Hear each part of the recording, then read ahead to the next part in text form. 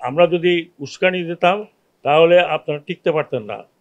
Army fire, আমরা আর্মিকে মানা করেছি যে ডোন্ট ওপেন ফায়ার। পুলিশকে দিয়ে মারিয়েছেন আপনার সন্তানকে, আপনার সন্তান না হয়। একজন পুলিশের যে সদস্য কি বললেন যে স্যার কটা গুলি লাগে, অলরেডি 400 থেকে 500, তারও বেশি মারা গেছে উভয় পক্ষে। আমাদের যে ইয়াঙ্গার জেনারেশন এরা করেছে, কোনো পলিটিক্যাল পার্টি করেনি। They have given their life, যেটা আপনারা কোনোদিন দিতে পারতেন। বুকে দাঁড়িয়ে আছে পুলিশের গুলি খাওয়ার জন্য, তাদের মুখে কোনো দুঃখ নাই, দে অল স্মাইলিং। এরা যতদিন আছে, আমাদের কথা বাদ দেন, আমরা দৌড় দেবো। এরা যতদিন আছে এরা দৌড়াবে না। কি জন্য আছে কমিটি? না শুধু কমিটি না, আন্তর্জাতিক পর্যায়েও আমাদের সাহায্য চাইতে হবে যে এই ঘটনাটা কেন ঘটলো বাংলাদেশে। আমি তো অলরেডি রেকমেন্ড করেছি, আবার যখন নেক্সট মিটিং হবে সেখানে জোরালোভাবে আমি বলবো যে এটা কমিটি করা হোক। কিভাবে, কারা হুকুমদাতা, কেন হয়েছিল আমি জানি না। রোগ জড়ো করুক আর যাই করুক, আমি আপনাদের কাছে অনুরোধ করি এমন কিছু করবেন না যে আপনাদের জীবন বিপন্ন হয়। কারণ এদেশের পাবলিক এখনও আপনাদেরকে গ্রহণ করতে আসেনি। আমি বরং মনে করি আপনারা আপনাদের পার্টি রিঅর্গানাইজ করেন। এই পার্টির অনেক অবদান আছে বাংলাদেশে, এটা আমরা ডিনাই করতে পারি না। পার্টিকে রিঅর্গানাইজ করেন, পলিটিক্যাল পার্টির মতো যেভাবে থাকে। ইলেকশন আসলে ইলেকশন কন্টেস্ট করবেন, জনগণ ভোট দিলে ভোটে যাবেন। এই এই এই এই এই কী বলে, এই স্বপ্নটা যদি আপনারা দেখেন তাহলে কি করবেন আপনারা এই দেশকে আরেকজনের হাতে তুলে দেবেন। স্যার একটু তাহলে কি আপনারা বা আপনাদের পূর্বপুরুষরা, আমাদের পূর্বপুরুষরা, আমরা এখানে অত সিনিয়র কেউ নেই। আমরা যে মুক্তিযুদ্ধ করলাম, মারা গেল 30 লক্ষ লোক মারা গেল, সেই 30 লক্ষ লোকের উপরে দাঁড়ায় আপনি দেশকে আরেকজনের হাতে তুলে দেবেন।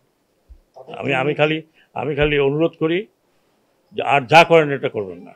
এবং আর কিছু বলতে চাই না, এদেশের লোক এত তাড়াতাড়ি ভুলে নাই। সময় দেন, হয়তো ভুলে যাবে, কিন্তু এত তাড়াতাড়ি ভুলে নাই।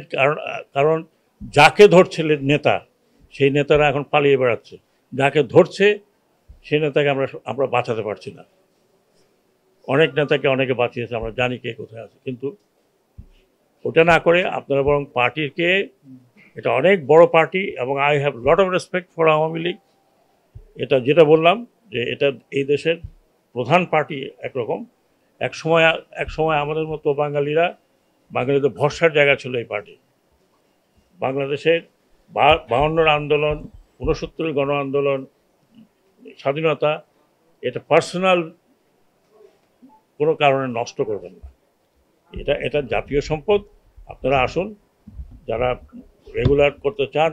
এখানে মারামারি কোনো লাভ নেই। আরও কিছু লোকের মৃত্যু আমরা চাই না। অলরেডি 400 থেকে 500, তারও বেশি মারা গেছে উভয় পক্ষে। পুলিশের এই অবস্থা হয়েছে, আনসারের এই অবস্থা হয়েছে।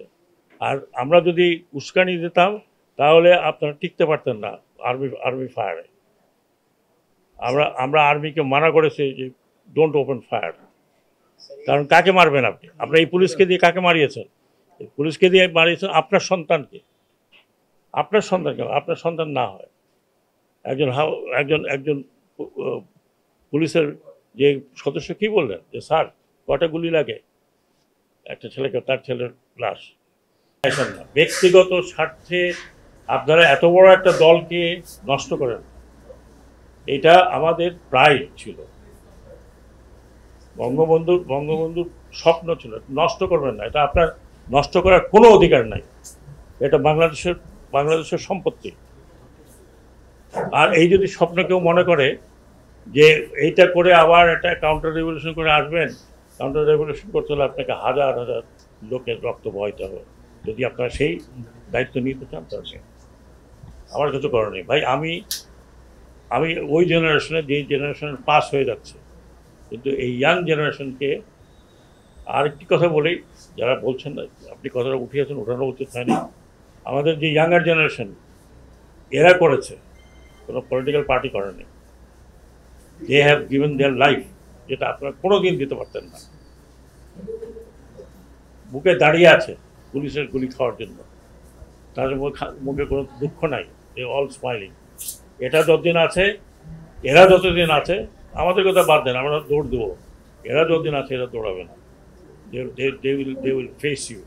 So please, আমি অনুরোধ করছি একজন সিনিয়র সিটিজেন হিসেবে, আমি জানি political people don't like me, but আমি একজন সিনিয়র সিটিজেন হিসেবে বলছি যে দয়া করে দেশটাকে স্বাধীন রাখেন। স্যার একটু ভিন্ন